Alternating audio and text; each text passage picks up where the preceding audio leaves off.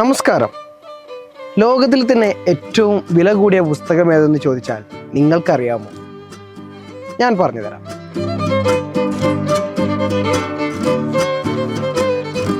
Just ഫാക്ട്സിലെ ഇന്നത്തെ വിഷയം ഇതാണ്: ലോകത്തിലെ ഏറ്റവും വില കൂടിയ പുസ്തകം.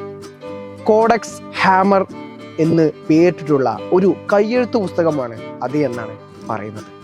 സാക്ഷാൽ ലിയനാർഡോ ഡാവിഞ്ചിയാണ് ആ പുസ്തകം എഴുതിയിരിക്കുന്നത്.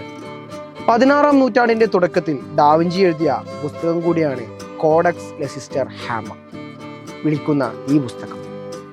ഇനി ഇതിൽ എന്താണ് ഉള്ളത് എന്നല്ലേ അറിയേണ്ടത്? പറഞ്ഞുതരാം.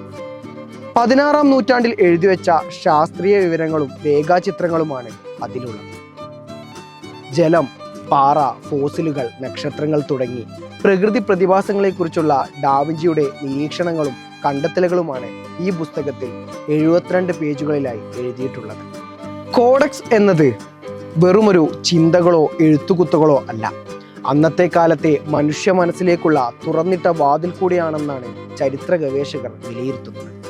ഇതുപോലുള്ള ഇൻട്രസ്റ്റിംഗ് അറിവുകളും കാഴ്ചകളും കാണണമെങ്കിൽ, അറിയണമെങ്കിൽ ഫോളോ ചെയ്ത് കൂടെ കൂടിക്കോളും.